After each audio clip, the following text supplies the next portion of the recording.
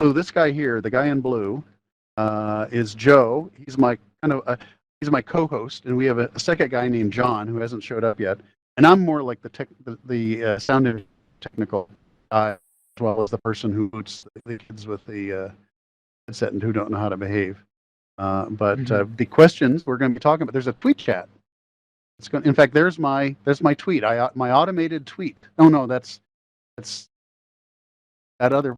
That's the people who host the tweet chat. Anyway, these are my questions.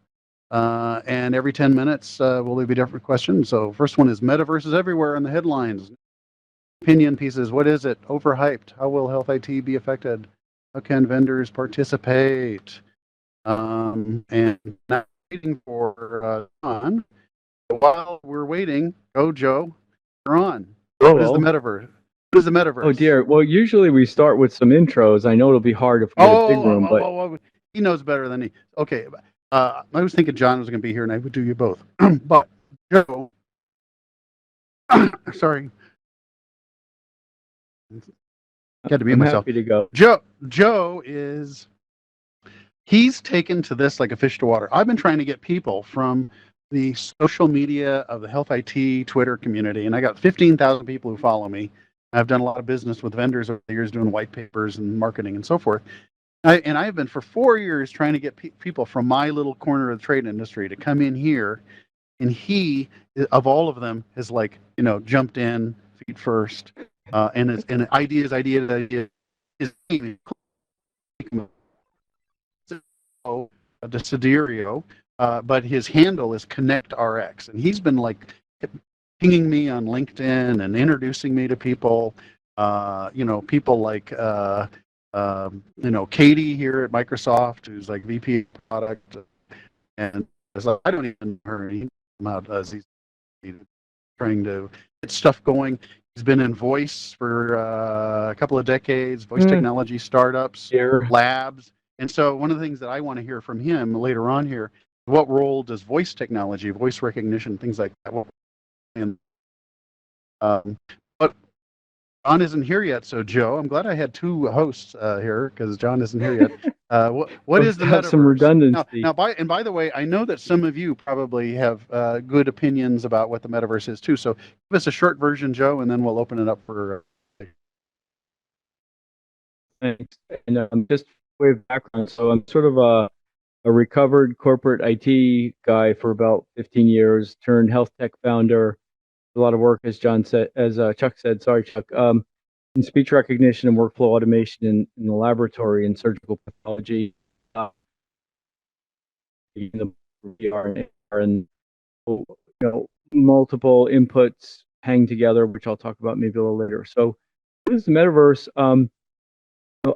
I think anybody who says they have the answers doesn't. So I'm going to start with that. I think something hit me right up front is we're in the metaverse where we were with the internet back in 92, 93, where we had building blocks and things starting. We had difficulty just sending an email with an attachment, right? It was just really bad times, but a lot of these things were starting to line up together. Right?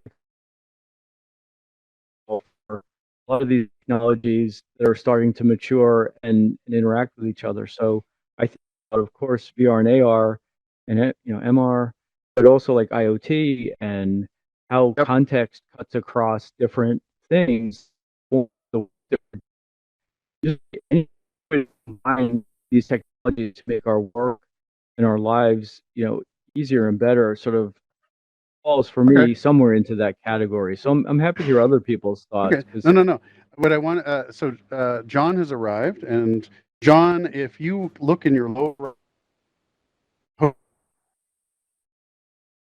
the microphone is turned blue, so it says amplify voice. It would be in your lower right, and it said host tools. I believe you're a moderator, so you should be able to see it. That means you can wander anywhere in the space, and the audio won't trail off. But John is here, who's the other co-host. But before we get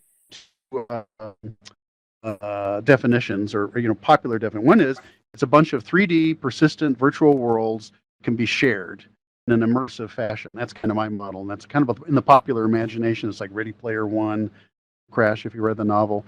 But there's another model of the universe of metaverse, which is the metaverse is the digital twin of the entire world, of everything in the world, and there's data flowing back and forth and behaviors flowing back and forth. And so you could be walking down the street and you could look at as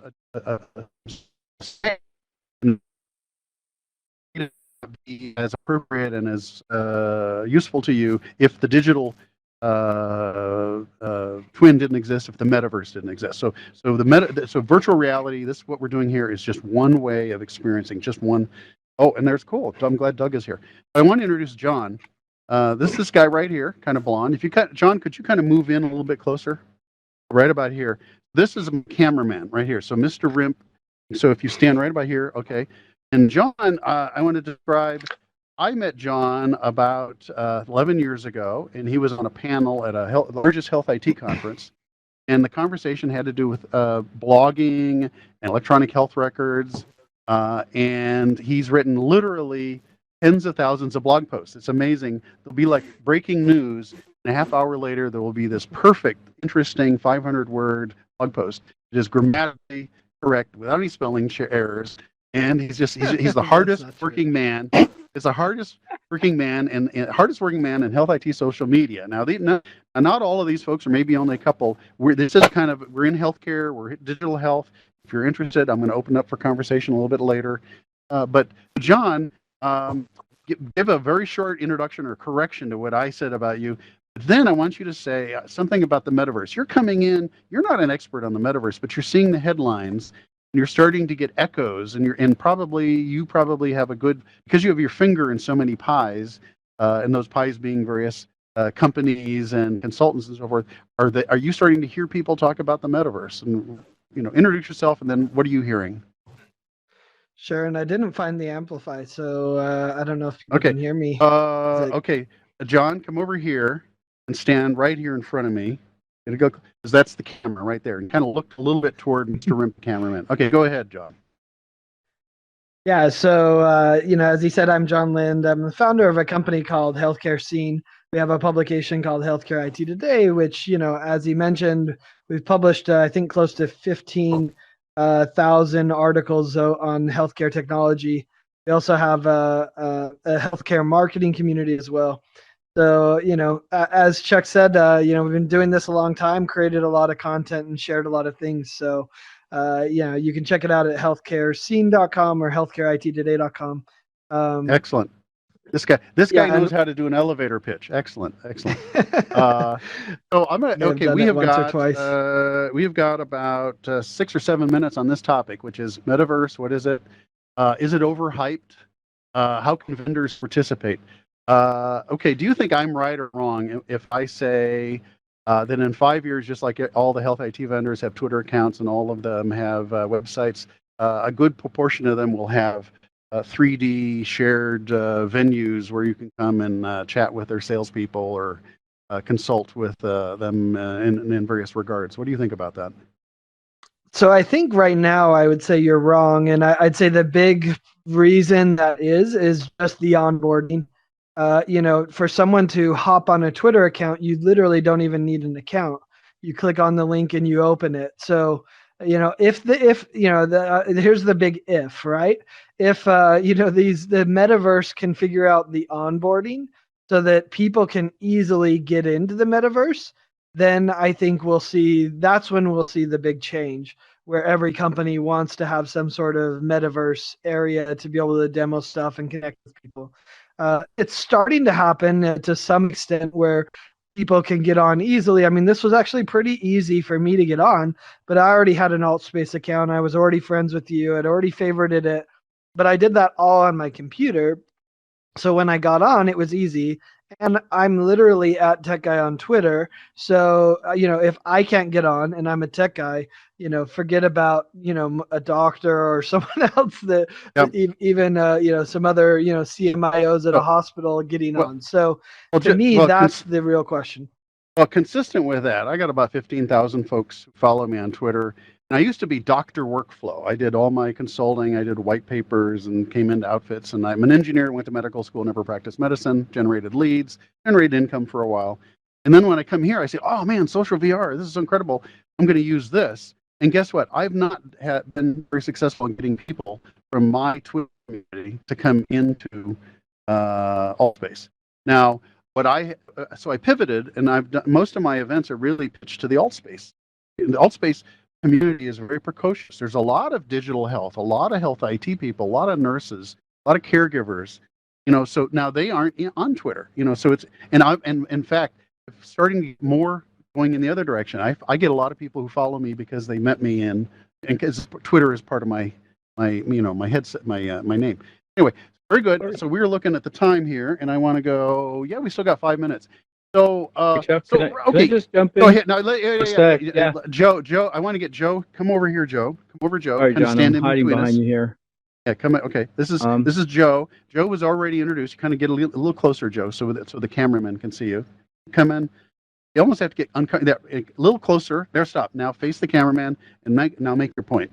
And thank you, everybody. If we were in person, so well this close would be a little uncomfortable. I know. Yeah, it's funny. Because of the cameraman and because of the fisheye view, we need to be closer than we would normally be. But go ahead, and Joe, and make the point you're about to make. I was just going to say, and somewhere I kind of agree and disagree a little. I think one of the things, having been sort of pre-internet in big enterprise, like right now, there's two things. One is the friction that John already touched on, right? So you've got to do all this extra stuff. So it's not baked into your operating system or to the platforms that you use regularly, right? But the other is, we just, from a utility perspective, like what is it that we can't do without being in a space like this? So maybe if I'm studying anatomy, or if I want to present a surgical specimen in 3D space to colleagues for a consult, a tool like this, if there's utility in it, in having an immersive 3D interaction, that's the piece that I think is going to come first. So then secondarily, like to the extent that Microsoft and the browsers are starting to make their platforms immersive out of the gate, so that you don't have to load up a whole environment and all this extra stuff. It's like now we don't think about logging onto a separate thing to do internet. It's just there, right? So I think kind of a push and pull there. So Joe, that's a good segue to the next question, which is actually, we're going to be about 3 minutes early, and that is, VR therapy has much potential. Your favorite applications, and what are VR-based digital health unique marketing angles? So I'm thinking, one of my favorite. I'm hearing voice. I'm muting you. By the way, I have the ability to mute everybody. I don't want to do that, so please keep yourself muted. Use earbuds if you're on 2D. Thank you very much.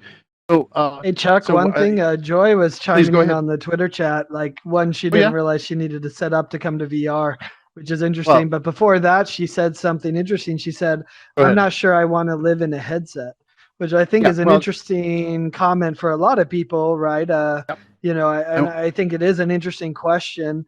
Although ironically, I would say Joy does live in the metaverse, because I've interacted with Joy more on Twitter than I have in real person, although I've interacted with her in person a lot too. So it's interesting that balance, like we're kind of living in the metaverse when we have a community of Twitter people as well. But the headset does feel different, right? Yeah. No, I want to get, in fact, the third one is the metaverse is more than just social VR. It's augmented reality too. How will patients, clinicians, and healthcare workers experience the metaverse without VR headsets? So if you think the metaverse is just social virtual reality, I think you're kind of missing, the long-term kind of, big picture. The metaverse is going to be informing a lot of things that happen magically, even when we're not wearing even if we're not wearing an AR headset. I'm walking down a street and I see a sign, and it's like Minority Report, and the sign starts talking to me. I know that's creepy, but that's the kind of stuff that the metaverse backbone, with all of the digital twinning and all of that. But yeah, good. Well, very good that you're looking up here. We got another flash here. This is Linda. I've been struggling with the setup in this. Oh, what I wanted to say is that exactly what John said.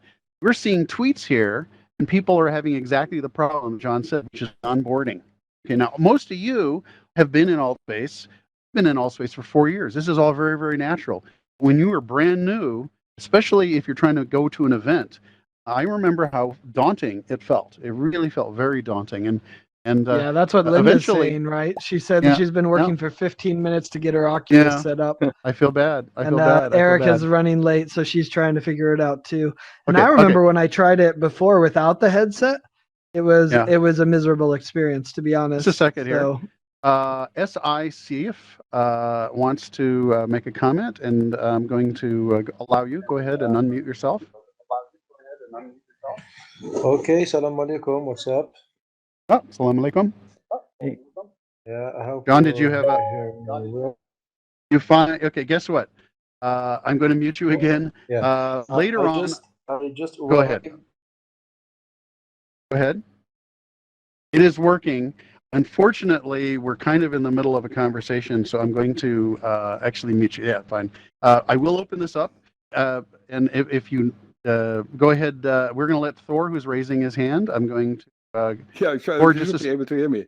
Just Yeah, to give you a little feedback. Wait a minute, Thor. No, Thor. I want to give you the megaphone. Okay, Let me sorry. find you, and I am looking for Thor. Are you Thor in my list of? Also come up a little bit closer. It's weird. I don't see you, Thor. Let me click on you again. You're Thor. There you are. I see you. Now I'm going to give you the megaphone. All right, go ahead and make your point. So just to give you a little feedback, it's also not only to get on board, but also to have different platforms running in this thing. In your room, for instance, I have two different images on my left and right eye. I'm using a Rift here. On the left, I see your kind of desk-like thing. The other one is just a picture of Las Vegas in the background. So it's already messed up in your own place. How can you expect it will work with other multimedia accesses?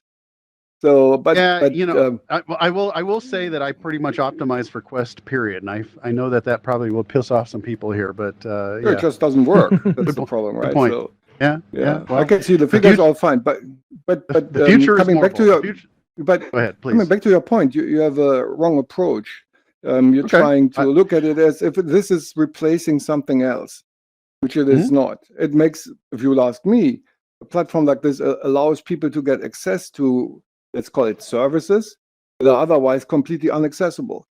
If someone anywhere in the world, let's say we have a university, healthcare, whatever system on here, they would be able to talk to people online that are otherwise not reachable at all. If you would you would have to figure out a Twitter. I know Twitter is always personal. That goes to a certain person. I want to get Joe in here because I thought Joe was making your exact point, and that is you need to find the use cases where where this is providing value that can't be provided any other way. Yeah, absolutely. And I think go ahead, Joe. I'm gonna thank you very much, Thor. I'm going to get back to because John and Joe are kind of my co-hosts. I'm happy having people chime in, but I hope you'll let me, then redirect the conversation back. So, Joe, could you briefly address what Thor said? I totally agree with Thorsten on that one. As far as like, especially when you have glitchy things or like in the start, in the beginning of the internet, you could send an attachment over a certain size, right? So it's a hassle. It's stupid, but you went, okay, we'll use that for what it's worth, and then it'll keep expanding and getting better, right? So to the extent that this could be a little glitchy, or you have to worry about things like which hardware platform you optimize for, those are things you don't ever want to think about. But to the extent that this meeting space, even with glitches and rough edges, provides enough value, so maybe it's like a cancer support community. You're coming here for things that you couldn't get through Twitter, or be hard to get with a voice only.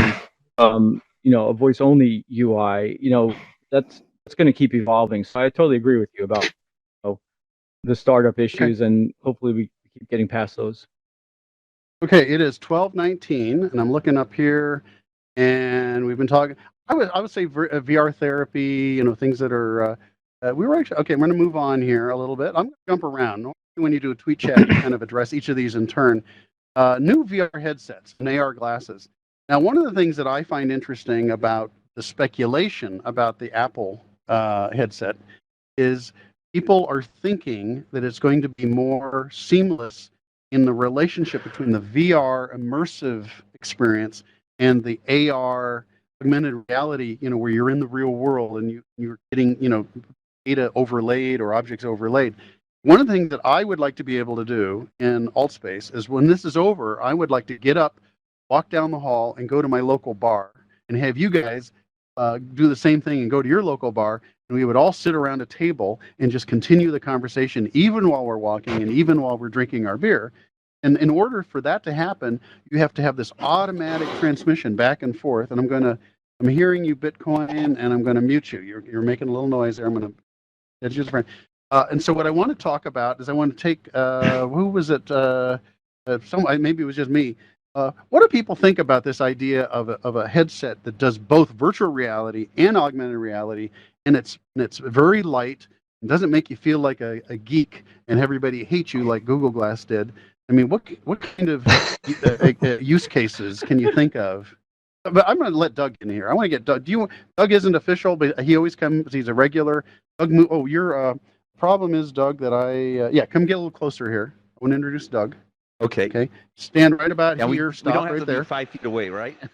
No, right there. Feet away. Doug, briefly introduce yourself, mind you, and then give us and kind of and address what I was just talking. He works in the telecom industry. He's very familiar with, going probably back to Nokia and things like that. But what about these?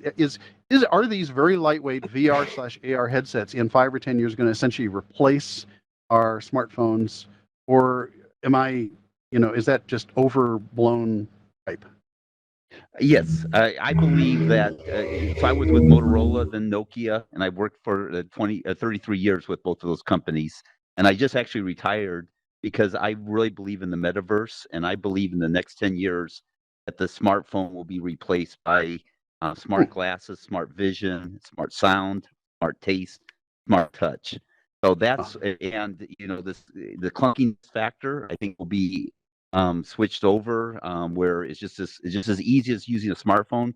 We'll be able to use smart glasses. So I believe that's coming. You look at some of the stuff Qualcomm's talking about, where they have a 5 to 10 year vision. Actually follow what Microsoft and Qualcomm, they just announced a joint venture with their XR chip. So this, I think, is going to be an incredible experience. But I totally agree with the other panelists that said what we need to do is have this transition, make it frictionless, right? Because right now, trying to connect with people in alt space, going to LinkedIn, going to, going, as you said, Chuck, going to a bar, how easy is it to do that? Now, I would say if anyone hasn't been yet into Horizon Workrooms, try that out, because it's a very natural experience going from the PC-based to 2D-based to the spatial web-based environment of the metaverse. So how many here, just out of curiosity, have been in Horizon Workrooms? Raise your hand if you've been on Horizon Workrooms. Yeah, I've been in. Oh, I've not been. Okay. Okay. Well, very good. Highly, Chuck. I'll reach out to you and I'll send you a connection. Okay. Right. So we can connect. We'll do that. Right. But I really think that's what the future is going to be about. Excellent, Doug. Now what I want is, this is interesting. Now this is the first time I've ever tried to take something that's sort of the Twitter tweet chat format. There are several people who are very used to just watching for tweets and then responding to them, and it is a structure and a workflow.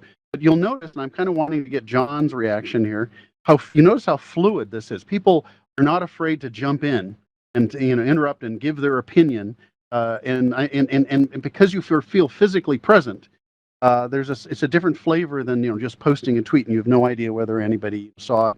Maybe someone likes it, But what I want to do now is I think you're right, Chuck, but I'm also feeling bad, right? Because in a Twitter chat, everyone can talk at the same time, and there's something beautiful and powerful about that. That is. Whereas, I feel bad that we're talking way too much. Like, I want to hear what all these other people think. Okay, and that's perfect. Same. That is no. I want to go with this. This is what I want to do is kind of move this now. You kind of see what I do, John. I kind of say, does anybody have anything to say? Now sometimes I'll say, if someone who hasn't talked already, please ask a question, introduce yourself, give a hot opinion, hot take. Well, guess what, John? For the next 5 minutes, maybe 10, who knows? You're the host, right? So, take over. Yeah, man, I'd love to hear why people showed up. Let's see. Okay. It looks like this person Yo-Yo. raised Go ahead, Yo-Yo. her hand. And I will give Yo-Yo Does the gender megaphone. matter in Metaverse? I don't know. Oh, Hi guys, interesting. Can you guys hear me? Just a second. Go ahead.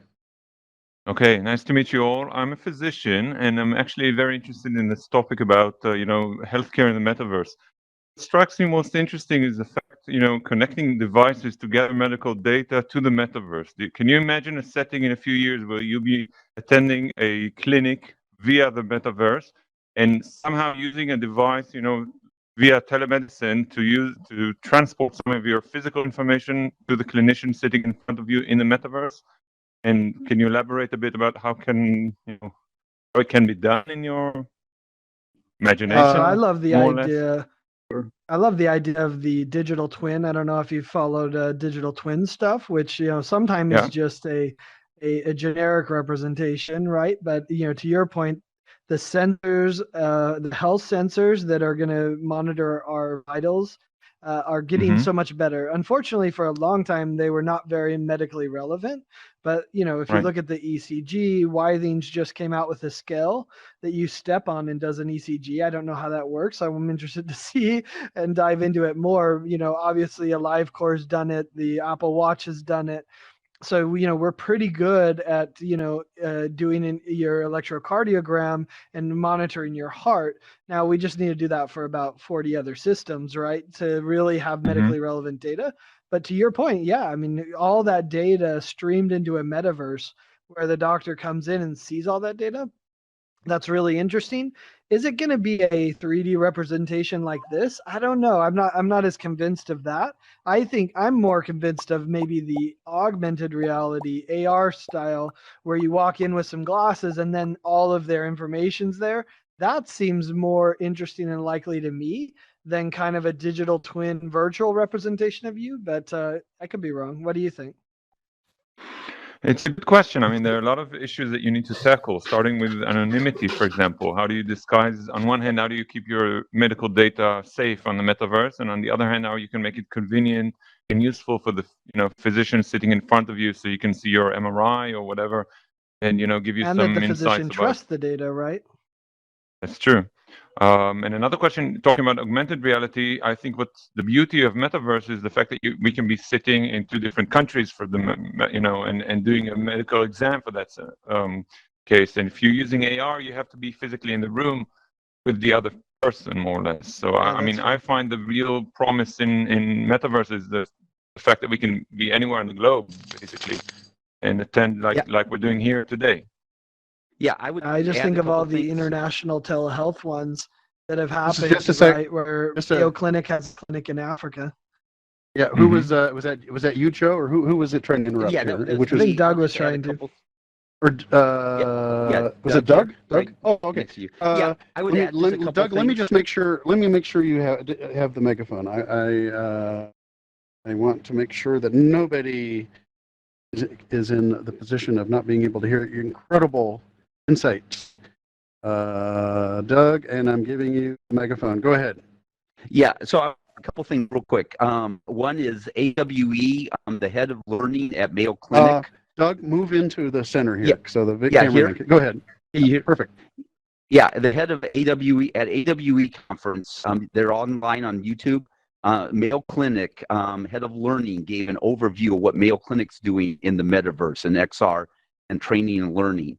I'm also part of a project on the School of Nursing, and we're working on a consortium of nursing schools, how to take simulation and do training in the metaverse. So, it's going to be a 3 to 5 year project. It's not going to happen overnight, but I do believe that simulations, Cleveland School of Cleveland Clinic also has some really interesting things that they're doing in the metaverse as well. So there's best practices. I would highly recommend you looking at that if you're interested in that. One other thing is I work on the Department of Defense. They have a 5G lab that they're working on in the metaverse, specifically on telemedicine, telesurgery, remote telemedicine projects. It's a 3-year program as well. Some of it's public, and so I'd recommend looking at that as well. So there's a lot that happen. I've been 5 years going to your doctor, looking at the in telemedicine, part of it being an immersive experience. I just want to jump in. I'm going to let you go right after me. They're talking about empathy on the tweet chat, and I've heard virtual reality described as an experience machine. I've also heard it described as an empathy machine. I've been in situations where someone is telling a very poignant story about their illness, and there's like a group hug, and I hear people crying. My God, one time this lady was talking about her like semi-locked-in syndrome, and I could hear people in the audience, like over here, weeping. I was muting people because they were sobbing so loud. And so empathy. So I do think that the art of medicine, as opposed to the science of medicine, empathy is so important. So maybe we could kind of shift here just slightly from we can do like 3D anatomical things, or do telepresence surgery, and talk more about the patient physician or nurse relationship. And the role of empathy and the role of feeling physically present with someone, which VR and social VR does so well. And I want to hear from someone who hasn't said anything yet. So I'm going to skip you, Thor, briefly. I want someone else. Yes, I'm going to go with this lady over here, Share Bear. Just a second. And then I'll go to Thor. I need to find you, and I need to take a phone. And there you are. And now, please stand in the middle with us. And go ahead, Share Bear. Okay, I just wanted to say that already I'm a registered nurse, case manager, and I work for Anthem, and we're already getting ready to get into virtual reality through our case management with our patients. But now, as we speak, we've been doing blood pressures, blood sugars, talking with doctors online, face-to-face, virtually, for quite a long time now. So it's not, it's been going on for a lot longer than maybe a lot of people realize. And it's happening quick, and it's happening fast, and it's moving in the right direction. That sooner or later, it's all going to be virtual reality. Somehow, some way. I don't know the exact science or the logistics of it all, the semantics, but it's happening now as we speak. Well, listen, what you just said is giving me chills. But I did promise Thor. I'm getting some background noise from you, Share Bear. So Thor, let me make sure that you have the megaphone. So I need to find you, and go ahead, Thor. So just as a feedback, we're actually using the digital twin to create autonomous examination machines, let's call it that way. So the examination part, that's a big part of the physician right now. If you meet a patient, it will be completely autonomized. So it will be done by robots, for instance. And then on top of that, you still need the layer for, talking to a patient, the emotional connection you were talking about. And that will be provided through virtual reality very nicely, actually. Because you can get all these prejudice that people might have just from looking at someone out of it. Because I'm running around in an avatar here. The avatar doesn't have to look like me, so you can actually bridge problems that exist in normal life, and not only spatial things on the other side of the world, but also how you talk to people is different, and you can put layers in between that overcome these limitations. But the examination part, and it's back to the digital twin, will be done by machines more and more, and it doesn't require physical interaction with the patient. It can be done anywhere. Let me jump in here. There are several companies that are developing handheld devices for doing physical exams. Okay, Yes. they look like Mr. Potato Head. They have all kinds of nozzles and ports, and you basically stick them in your ear and stick them in your eye and stick them in your mouth, and who knows where you stick them. And they're all streaming data. And so they've actually done clinical research with these, and they've shown that you can do about 85 or 90% of the traditional physical exam. You can accomplish it if you drop shift one of these things to a patient, and then you direct them. You can actually accomplish a vast majority of the physical exam. Now, it's interesting. The one that always comes up is, how about feeling the edge of the liver? You know what I mean? Which is kind of, I don't even know how important that is. Yeah, but I can answer that. We're working on a project. That's exactly that. It's a robot doing it. The robot learns how to feel. The robot can feel your liver. The robot can feel your lip, and it can actually predict where these things are based on. Or I'm going to ask you this: so does every household have a robot, or does the person go someplace, see the robot? The person would go someplace, like in a mall. You walk in there, and things will be done to you. Very good. Okay.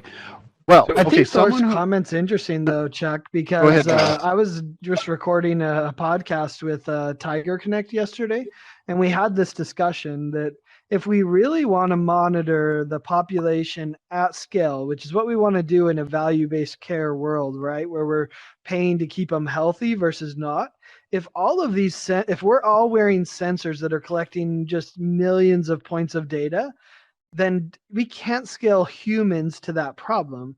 You have to use technology to do a kind of what Thor's saying, the initial examination to identify abnormalities that then it scales to a human, right? Or escalates to the human. And so that's the future I see, right? Is that it's lots of sensors, it's lots of data, it's lots of bots analyzing us and our health, and then filtering out the abnormalities or the inconsistencies, and then escalating that to a human who can then understand, is that a normal, abnormality, or is this something that needs to be treated or dealt with? So to me, that's 100% the future. The question is, what form is it going to take? Is it going to be a metaverse, or is it going to be some other, All right.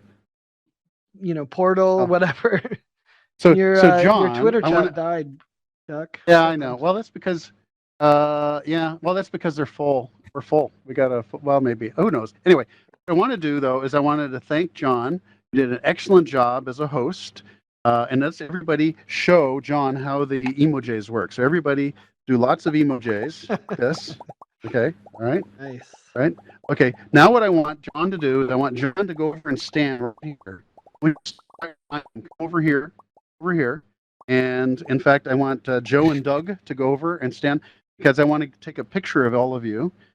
So go next, Joe, go next to John. All right, everybody. And I'm going to go right here. And in a moment, I'm going to take a picture, but I want everybody. So if you look in your, if you're a newbie, you look in your for your radial menu in that lower left, that teal menu, you'll see a little happy face. If you click on that, you'll see something that'll bring up, hearts and everything. So I want you to all stream those while I take a couple of pictures so that everybody has a souvenir. Okay, get them more. Oh, perfect. Keep going. Really, you're rocking it, but you gotta click harder. Click one more time. Harder. It's like you gotta we're almost there. Perfect. Oh my God, it's incredible. Oh my God, I've never seen more. Thank you very much. I've never seen more emojis in a concentrated small space in 4 years. You guys were incredible. Okay, so now it's interesting. I just want to. I kind of want to get. So John isn't usually in VR. He's very active on social media. He's been listening to me blather about this stuff for 4 years, and there's a vibe here. Okay, and by the way, you guys have been very, very well behaved. Last week I had. It was CES, and they had a lot of kids. You guys have been well behaved. I have not muted. I have a stage blocker that I could have turned on. I could have muted everybody and then forced everybody to raise their hand. But everybody on a honor system has worked out really well. And so, John, we've been in here now for about 40 minutes. Just kind of what's your take on what's going on here? Yeah, I mean, I think it's interesting. I still go back to the original question, right? Like, I would love this interaction. I think it's 1,000 times better in a headset. Like Erica had tweeted previously that her computer's not ready for the metaverse, and I think 100% she's right. That was my experience when I tried to join on the computer. But being here, it's great. The thing I would love to explore, and maybe I don't even know what time it is. We've got 20 minutes left. We have 20 minutes left. Yeah, and like John, I wouldn't mind for the last 20 minutes. Like, how do we have a cocktail party, right? How do we really represent that? John, move over a little bit closer to me, just a little bit, so you're in frame. I have right there. Right. When you say cocktail party, do you mean actual cocktails, or do you mean a cocktail party like experience without the alcohol?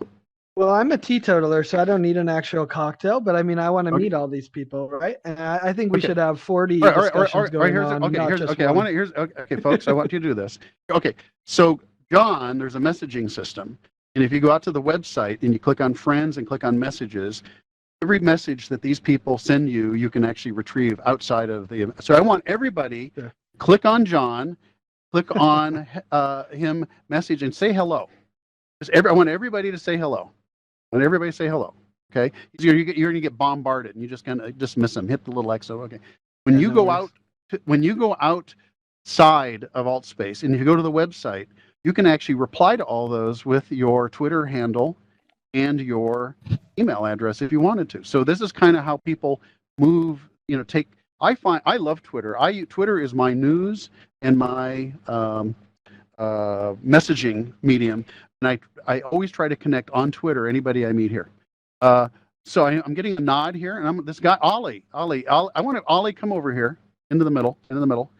I won't say who Ollie is with. He's welcome to volunteer that, but he was working with a major, large company with far-flung hundreds of thousands of employees, and they are jumping into the metaverse in order to so everybody can work together more effectively and more productively. I know you're not in health IT, but I did bump into you a couple of days ago here when you came by. What are your thoughts on any of the subjects we've talked about so far? Or feel free to introduce something related and pivot. Go ahead. I mean, I think with the whole metaverse idea, I think it's really included everyone really. With the whole health aspect and as well, obviously the workplace aspects. So it can bring lots of different people together to work, as a community. And I think that when you've got people coming from different companies, it's especially during COVID times, it's really easy to get together and do what you would normally do in like a office somewhere, rather than and you've got this entire metaverse with all these different new headsets coming out, and I think it's just it's a big change in like the way we used to live before all this VR technology came along. And things like that. So I hear the word new normal a lot. Of course, it's usually often used in conjunction with COVID, but is this part of the new normal? I think it will be. Especially now. I mean, likes of Apple creating headsets. I mean, obviously the glasses with augmented reality and things like that. I think, and as I think we also touched on the fact that we would be transferring from phones to the glasses, and I think it's I don't know if this is the right term, but the next step in evolution with technology, I guess. And yeah, I think it's a big step, and I definitely think it's going to keep evolving over the years. Let's get someone who hasn't said anything, who's been thinking about what we've been talking about. Ask a question, introduce yourself, give us an opinion. Just a second. This lady in red over here, Q. And I'm going to find you and give you the microphone. So look for the K's, and I go back up here, and please go ahead now. Please come ahead a little bit. Come in this way. Come a little bit closer. Here? Yeah, perfect. Stop right there. Perfect. Go ahead. Good morning. My name is Kui. I'm at RN in New Zealand. One of the things I'd like you guys to acknowledge is that in healthcare, we're working in quick succession with people. So anything VR would have to have real input from people who actually work in healthcare. The moment things don't work for us is the moment that it will be dropped by healthcare workers.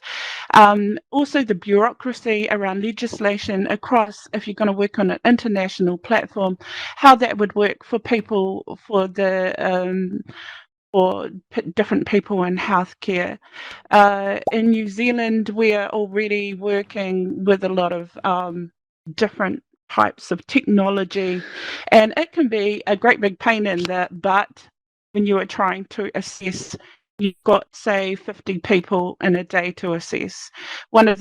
So I think it would be really important if you guys included us, the actual healthcare workers, in anything that is implemented in relation to VR. One of the difficulties I can see is that as a nurse, we do have to be able to see if you're doing mental health, do have to be able to see how they adjust, how their body language is it conducive with the way that they are interacting with us and engaging with us verbally. So I see that as one of the difficulties. Also in wound assessment, you need to smell it as well. I've been training, any kind of training, and there's a mass market for that. But I have my I think there are some aspects of it that might not be positive in assessment of patients. That's all I had to I say. agree. Go ahead, It's tough John. to do a physical exam in VR when you know, the smell. I think we underestimate how much a doctor or a nurse are doing when you walk into the room, with how your voice inflection is, between how your cough is, which I guess you could do that in VR, with how they walk in, you know, what's their gait, you know, how are they sitting, etc. Right? I think that's part of your point. Uh, I'm with you, and to some extent too. The things that excite me most about the metaverse is like behavioral health treatment, right? So that's really interesting from, you know, that perspective. Is like, okay, how can I treat a patient using VR for, you know, things like behavioral health? Or, you know, I've seen one, Joe introduced me actually, so he could talk about it even more, but around pregnancy and you know, what's it like to be a mom, and what do you feel, and how do you deal with the challenges of pregnancy. So some of those things are actually more exciting to me than, you know, like actually a telehealth visit in VR, which to Kui's point, you know, that has its challenges and limitations. Although, let's be honest, we're now doing telehealth via video, which has its weaknesses, but also gives an insight into their home environment. So it has pros and cons. And we're doing many visits, especially during COVID. They actually reimburse for phone visits. So VR is at least as good as the phone, right? So, you know, there are some possibilities, but there's certainly limitations. And Yeah. I think the other thing that's hard Anybody? for me, Chuck, by the way, Oh, no, is no. Go ahead, she's John. from New No, no, Zealand, go- and now I just want to talk to her about rugby. But Please. Go ahead. Oh no, here we go. Okay. Yeah. Someone. Okay. We got about 13. I know you want to jump in there. Okay, John. Give us 2 or 3 minutes of your summary and synthesis, and then I'm going to reopen it up to someone who hasn't talked yet. Go ahead. I think you mean Back Joe, to me right? or John? John. No, Joe. I meant Joe. Sorry. The I other was looking John. at Joe. I got it. I was looking at Joe. Got it. Thank you. Yeah. So to the point about Joe, assessments, move into the middle where we can see you Sorry, in the middle sorry. here, the Hang on. cameraman. Come this Yeah, way. yeah. Keep going. You want me Okay, to stop. face you, Perfect. or- Go ahead. No, it doesn't matter I was what just way you gonna. face. Go ahead. That's a little Go ahead. disorienting. Anyway, just to the point of assessments, and we could certainly look at things like vocal biomarkers, or even like as we get more and more plugged into these devices regularly, like you could maybe even use my body language and embodiment of what I'm doing here, see if I'm doing appropriate things. But those aren't going to necessarily be always the best use cases, right? So we'll have to see when you start spanning, you know, education or simulation, or you know, procedural support or whatever it is. Like there's going to be a whole matrix of Yeah. different things that fit well for VR or for AR, and I think still super early days on figuring a lot of it out. To Talking about, John's point, No. Sorry. I keep interrupting. I apologize. Go ahead. Okay. Respond to John's point, please.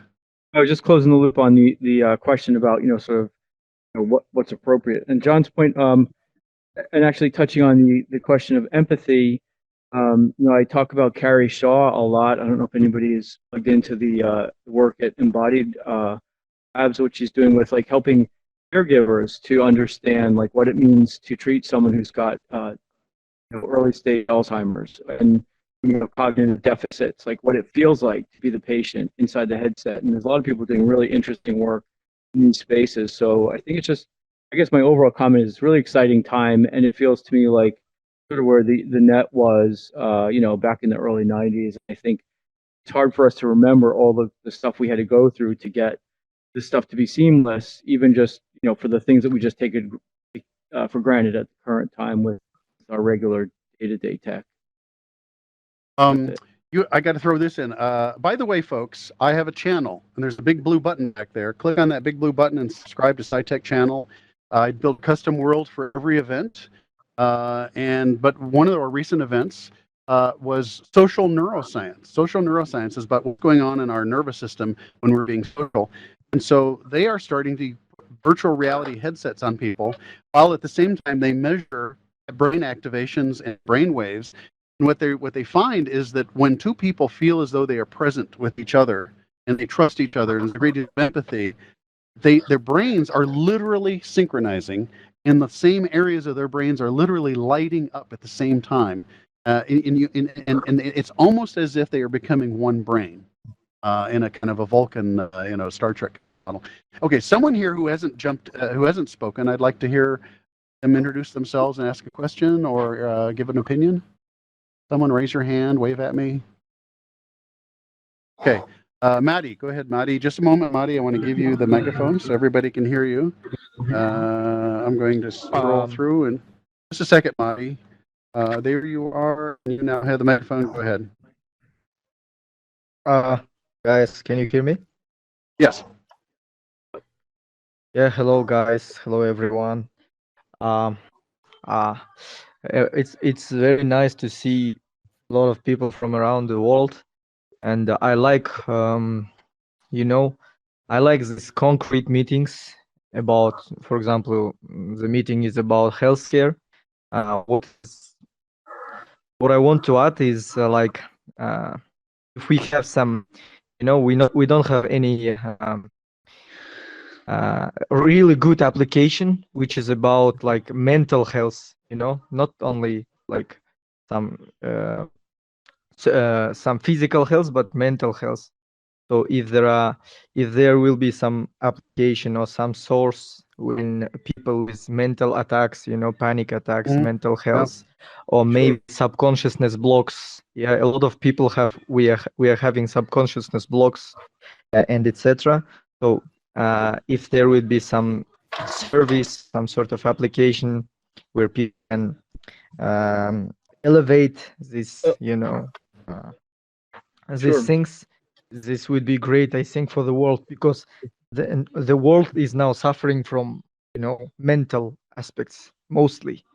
That is why we created Metaverse, because people are does not want to. I get the feeling Joe wants to jump in. I get the feeling Joe wants to go ahead, jumping? Joe. Yeah. So yeah, Please. thanks, Mariska. I think I'm a little more familiar with, at least in the States, but there's a few companies who are leaning into mental health. There's a couple in the UK. I don't know beyond that too much, but I think if you follow the space, you'll find them. And I don't want to call out anyone particularly because I think they're all doing some interesting things in different spaces. But and if you connect with me also, either through Twitter or LinkedIn, I'm happy to share. I'll constantly be talking about this.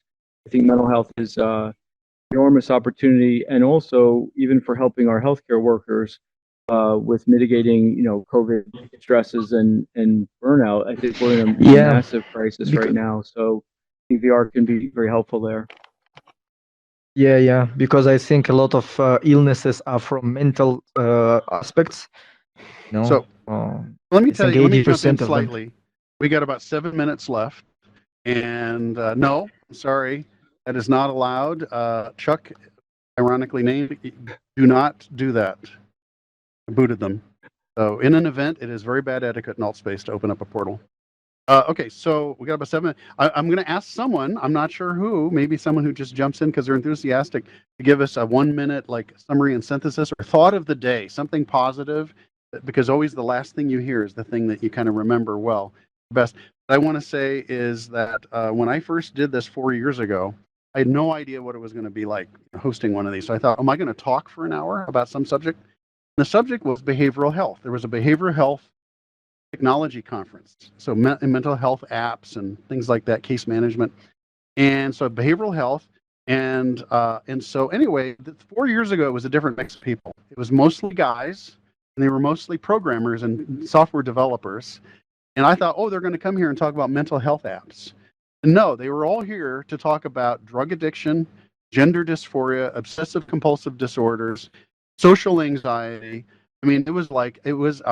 I'm an engineer that went to medical school, and on Tuesdays and Thursdays for 12 weeks, I ran the group therapy, and it was like, and how did that make you feel? Does anybody else have anything to add? And the amount of support and the number of patients that showed up at later events, a lot of chronic pain patients 4 years ago had headsets, and so they were in Altspace, and they'd show up, and there were caregivers who were this lady, she had been VP of customer service for a major airline, and both of her parents had dementia, and she was stuck at home for 10 years taking care of them. This was her, she couldn't leave them physically alone, and so social VR was her way of surviving. And so I just think, yes, there are many wonderful apps or many VR apps, but I think social VR itself, as well as the metaverse, is probably going to have lots of problems, just like the real world. If it's a digital twin, it's going to have many of the same wonderfulnesses and problems of the real world because it's a twin, and it's a twin, so therefore it maps back and forth. So we got about 5 minutes left, and I want to circle back. I want to thank Joe and John. Joe is he loves this stuff. It's like a fish to water for the social VR stuff. He's talking to so many people about possible partnerships. And John here is an expert at building communities on traditional social media platforms like YouTube and podcasts and Facebook and Twitter. So I don't know what can come over and what can't, or whether there's just is it so qualitatively different? It's a set of new principles, or do you have any kind of several kind of best practice rules of thumb that just apply to any social media and building community that you could share with us going forward? And John, kind of move over into the middle, and I want you to actually, John, everybody's going to be behind you, but I want you to address the cameraman right here. And I'm going to stand behind John, and go ahead, John. Tell the cameraman what you think. You got to reposition your cameraman. It's kind of weird to talk to him, but no, I think it's interesting. Actually, John, one more thing, John. John, get closer. Stand right here where I am. Okay, now do it. How do I throw a peace sign? I don't know. Anyway, it's that's the thing I'm processing still right now is how much of our in-person world stigmas and biases and things that we bring in. I mean, I just think about like when you look at someone's avatar, how I'm judging them similar to I would judge them in person, right? They got the glasses on, they're more nerdy, right? Or whatever, like those kind of stigmas and things that we've created over different time periods, which I look at that and I'm like, wow, that's pretty unhealthy, and it highlighted to me like the biases I had. So that was an interesting side comment. To community, I actually think you've taken the right approach, which is there's a lot of people that have embraced social VR, and so you can create a community with those people. I don't know if you're going to do, at least right now in the onboarding is so big that I don't think you're going to take an existing community that's not already on VR and on social VR and be able to have them join. I think that's a challenge. So, and that's, I think, the challenge that I've learned, as I tried to create communities. I went all in on Google Plus for a time period, and we know what happened with that. It disappeared and is gone now. And so, one of the things, why was Twitter so successful? Why was Facebook so successful? Why is LinkedIn so successful? And my answer is when I go on there, everyone is already on it. And so there's a power when I'm building communities of having if I go on Twitter, I'm going to get a larger community because Twitter already has those people there. Now, the same is true in social VR. There are a lot of people using social VR, but are they the people that you want? I mean, I think we learned from this. There was a doctor here, there's a nurse here, there's, someone from a payer, etc. So, I think there are opportunities, but it's still early, right? So some of it has to do with timing as well. So anyway, that would be some initial thoughts. So let's give John and Joe a round of applause, which in here are emojis. So John, watch everybody and watch all the hearts and the applause symbols over the head. Thank you, Joe and John. Those hearts are also for you. And thank you, Doug. Doug's a regular. And Doug, I'm going to pick on you. Give us a 1-minute thought of the day, something positive that will carry us forward into the next week relative to aspects of the metaverse. Right. So I like CES. They had a one event was having a cow in virtual reality, and what they did is they put the cow as they were milking the cow in a field, and to lower their anxiety. And I guess they gave more milk when they did that. The FDA has FDA has for pain management has shown that VR helps with pain management.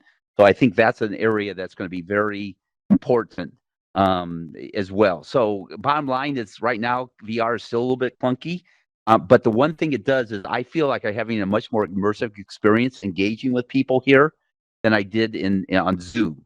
And so I do believe that as we get more and more, the technology adjusts, we'll have this immersive experience where it's very natural and we can meet wherever and you can have really engaging in conversations and experiences together. And so that's what the metaverse is all about. I love it. I love it. It's all the humanity. Well, folks, I'm going to actually address the camera right now because this is my older account. This was a big success. I am so happy with how this turned out. And everybody has been so, I don't know, combination of precocious, engaged, empathic, insightful. I want to thank John and Joe again, especially also Doug, not official, but a wonderful guest host, unofficial. I hope you will click on my big blue button back there and subscribe to SciTech Chat. I do this almost every other week, or every week, and I build a custom world. And so next week we're going to be on a farm. We're going to be talking about AR and VR farming and agriculture. And obviously we'll touch on sustainability and nutrition and related to healthcare and health in some regards. And when I worked in corporate, I absolutely hated meetings that lasted even one more minute past their official date. So this now is adjourned. If you want to wander around, over there in the corner, it says last week's event, CES. That's the world we use for our CES event. You're welcome to go through and explore there. I might show up over there. But this event is over. Thank you very much, everybody. Over and out. Peace out, etc. And bye-bye.